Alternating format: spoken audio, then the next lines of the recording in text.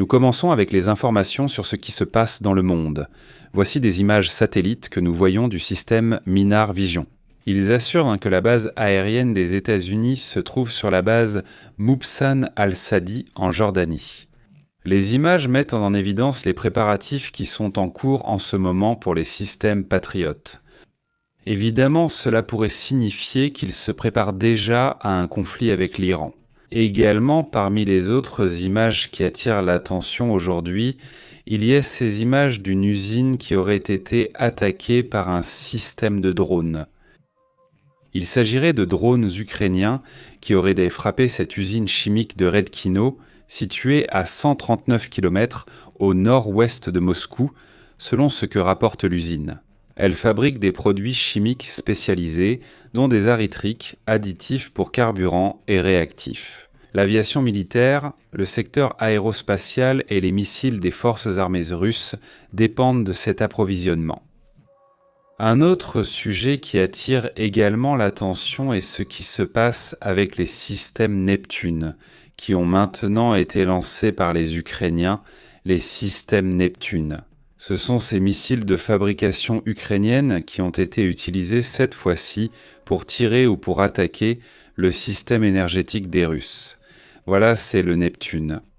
D'après ce qui est rapporté, ces missiles, ainsi que les systèmes HIMARS, le système HIMARS est le lanceur, Neptune est le missile.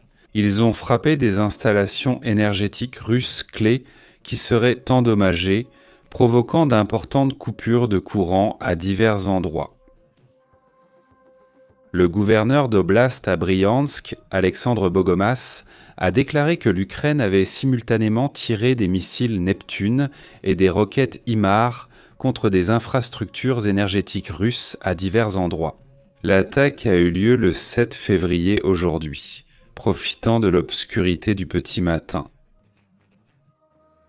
En raison de la forte demande énergétique, les deux pays ont été attaqués au niveau de leurs systèmes électriques. Selon le gouverneur, les 7 districts de la région se sont retrouvés sans électricité et les équipes d'urgence travaillent contre la montre pour rétablir le courant.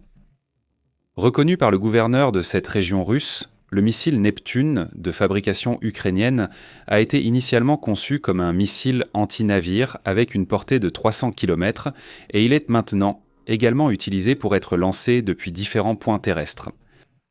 Ce missile est utilisé depuis les années 2000 pour couler le navire amiral russe Moskva, ce qui a été considéré comme un coup historique pour la marine russe.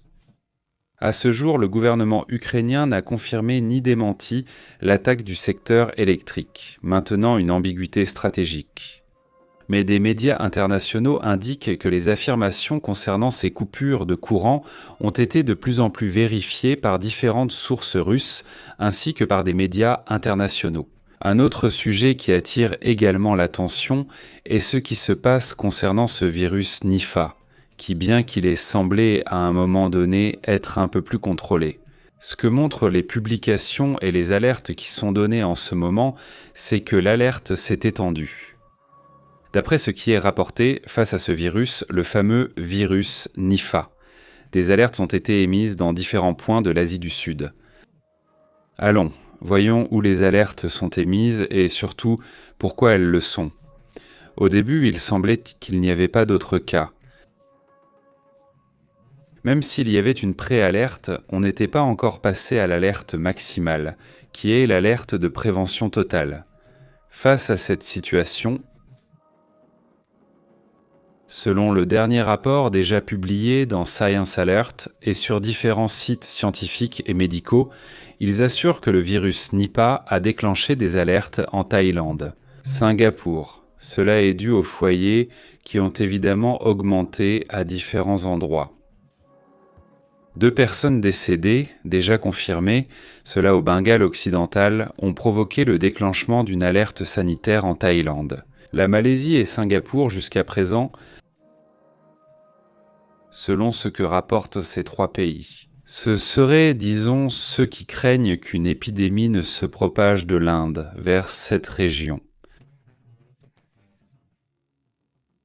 Singapour a activé de nouveaux protocoles de contrôle aux frontières, la Malaisie fait de même et la Thaïlande a également renforcé sa surveillance aux frontières, surtout pour les voyageurs venant d'Inde. Une surveillance épidémiologique est renforcée pour éviter la propagation de ces cas. Le Nipah, un virus zoonotique, se transmet des animaux aux humains, surtout via les chauves-souris frugivores, mais aussi par les porcs ou des aliments contaminés. En plus de cela, le virus se manifeste dans une période allant de 4 jours à 3 semaines. Il peut s'écouler environ 21 jours avant l'apparition de symptômes tels que troubles respiratoires, pneumonie, fièvre, convulsions et encéphalite, inflammation du cerveau. Et le problème ici, comme nous l'avons déjà mentionné, c'est la forte mortalité, voyons, elle est de 40 à 75%, donc oui, il faut vraiment faire très attention. Évidemment, heureusement, celui-ci ne se transmet pas d'humain à humain, où c'est très rare que cela arrive.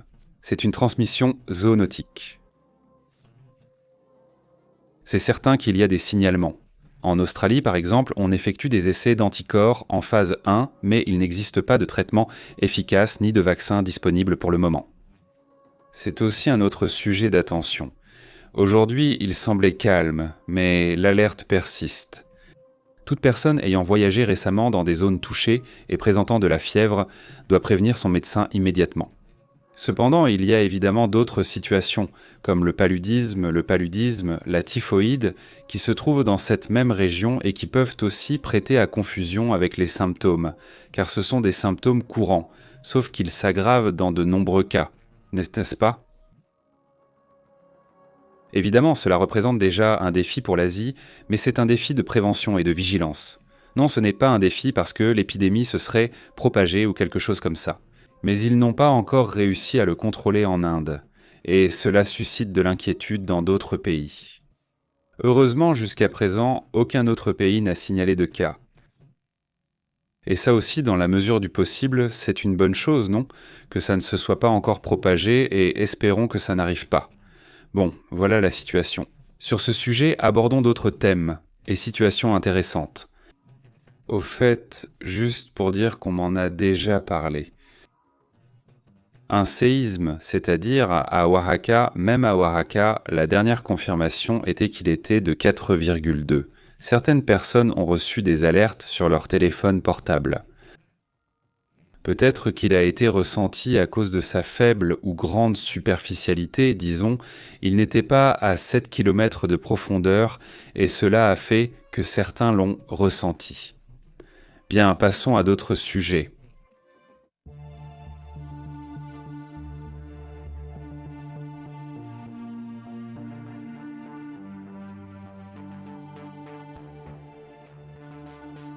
Remarquez qu'il y a eu une grande avancée scientifique. Comme vous le savez, nous ne commentons pas seulement la géopolitique, mais aussi, l'actualité internationale en général, n'est-ce pas ? Et quand il y a des avancées ou quand il y a des choses intéressantes à commenter, il faut en parler, il faut en discuter. Parce que oui, au final, ce sont aussi des nouvelles qui changent le monde petit à petit et de plus en plus rapidement.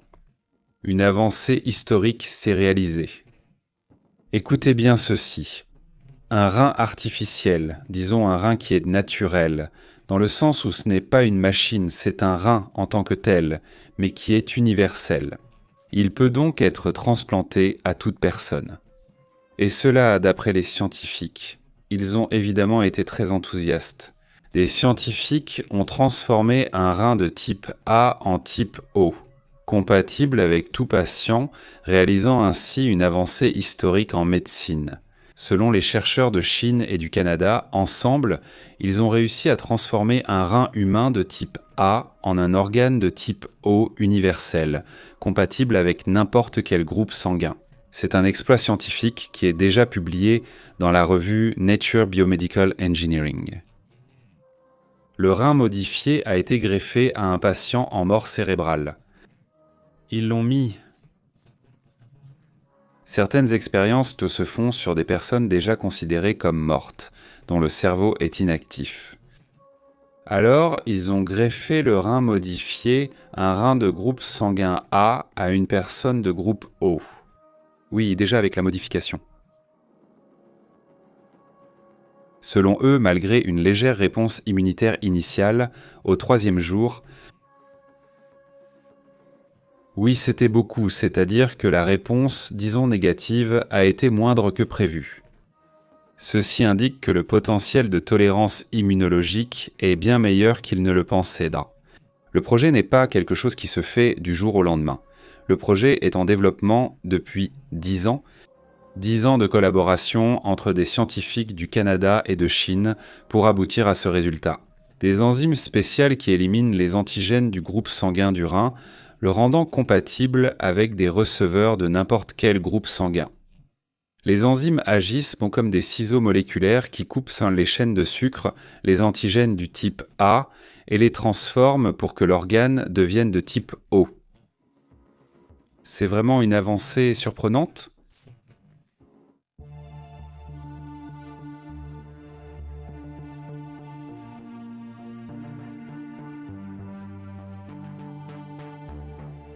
Plusieurs sujets attirent l'attention. Actuellement, Steve Witkoff, envoyé spécial de la Maison-Blanche, est en Iran. Là-bas sur le porte-avions, pas le porte-avions qui est déployé au Moyen-Orient. Après le premier tour de négociation, ils ont emmené Steve Witkoff sur le porte-avions déployé par les États-Unis au Moyen-Orient. Selon les rapports, il était avec l'amiral Brad Cooper, commandant des forces navales du commandement central américain, et par Jared Kushner, gendre de Trump et conseiller présidentiel. Lui aussi, n'est-ce pas? Là, au milieu, il y a Witkoff, le grand c'est Jared Kushner, et voici ce Bradley Cooper sur le côté gauche. Voici la situation. L'amiral, l'envoyé spécial et Jared Kushner effectuent cette visite, n'est-ce pas? Évidemment, c'est intéressant. Surtout en pensant que c'est un message, au bout du compte, un message de proximité, de la proximité que les militaires ont en ce moment avec l'Iran, cela surprend aussi, là-bas en Ukraine. Comme les combinaisons sont pratiquement gelées, voyez-vous, sous la pluie, le froid et la glace, les combinaisons sont très gelées à l'extérieur. Dans ce cas, ce sont des pompiers qui travaillent. Je ne sais pas s'ils le font jour et nuit, pour éteindre les attaques lancées depuis la Russie. Les secouristes et pompiers ukrainiens affirment travailler jour et nuit dans un froid extrême pour sauver un maximum de vies, n'est-ce pas? Un autre sujet qui attire l'attention, c'est celle-ci. Cette image, une autre des images qui apparaissent lors des manifestations là-bas au Venezuela. Les gens crient « Nous n'avons pas peur ». Les familles des otages, des prisonniers politiques, de ces prisonniers politiques qui n'ont pas encore été libérés, se trouvent à l'extérieur de l'Héliquad, ce centre de torture que possède le régime chaviste. Et maintenant, alors, bien qu'ils annoncent une libération dès la semaine prochaine, les familles, désespérées, veulent notre libération immédiate et manifestent déjà. Évidemment, un sujet important est en train de se dérouler aujourd'hui. Au fait, là-bas aussi, aux États-Unis, le secrétaire à la guerre se présente, le même Pete Hess, ou anciennement secrétaire à la défense, n'est-ce pas? Et il annonce que le Pentagone va couper tous les fonds à l'université de Harvard, surtout en ce qui concerne les programmes militaires en cours. Et ils annulent aussi toutes les bourses. Voilà une partie de la réponse. Ce n'est pas une question d'économie, mais une décision politique de Donald Trump, avec les désaccords qu'il a avec plusieurs universités privées, n'est-ce pas? Aussi. Un autre sujet qui attire l'attention aujourd'hui, c'est cette plainte qui circule sur différents réseaux russes à propos du pain. Ils vendent à peu près à 2 centimes de dollars une tranche de pain emballée dans du plastique, séparée une par une. D'après ce que rapportent les Russes à Saint-Pétersbourg, ils se plaignent que l'économie récente a été très touchée et qu'il est difficile d'obtenir des choses de base comme le pain lui-même. Une seule tranche de pain est proposée à environ 9,9 roubles, soit à peu près 2 centimes de dollars. Imaginez devoir acheter des petites tranches de pain une par une, c'est quand même assez dur. On voit aussi une entreprise chinoise qui présente cette technologie où, avec une sorte de rayon, cette machine cherche à enlever, par exemple, la rouille au laser. Vous savez qu'il existe déjà plusieurs types de machines qui font ça avec le rayon laser. Cette fois-ci, c'est une machine qui, à une distance plus ou moins importante, parvient à enlever la rouille du fer, pas des objets métalliques en général. Cela se fait, disent-ils, de manière efficace et sans détruire le métal, sans le poncer. Rien de tout cela, et on peut dire aussi que c'est très rapide également. Un autre sujet intéressant aujourd'hui concerne Haïti. Je vous disais qu'il y a un changement de président. Le conseil présidentiel d'Haïti a déjà démissionné. 2 ans de gestion n'ont pas fait reculer la pauvreté ni la violence. Le problème en Haïti reste bien plus profond. La transition est donc dénuée de tout sens. Je ne sais pas si elle est là, mais il n'y a pas de changement. On ne voit aucun changement dans ce pays. La situation reste donc compliquée. Ils ont aussi arrêté cela là-bas au Pakistan. Tu sais qu'il y a eu une attaque contre une mosquée, une de ces attaques suicides, non? Ou bien 4 suspects ont déjà été arrêtés pour l'attentat à la bombe contre une mosquée qui a tué 31 personnes et fait de nombreux blessés. Toujours dans cette région du monde. Un autre sujet qui attire aussi l'attention dans ce qui se passe dans le monde aujourd'hui.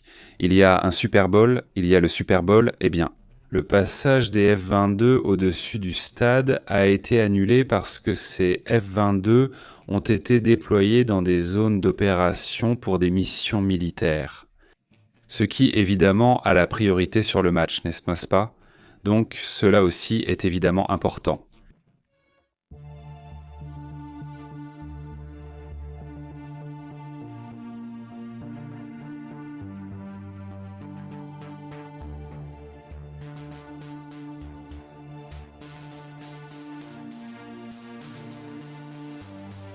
Bonsoir, comment allez-vous? Magico, Luna, le père de Novak, José Sarah, toute la communauté. C'est une transmission rapide. Plus tard, dans la soirée, on se revoit s'il n'y a rien d'urgent d'ici là. Portez-vous bien, passez une excellente soirée, un excellent après-midi, un excellent week-end. Cordido, Angel Murillo, Patriot, toute la communauté, à bientôt, portez-vous bien.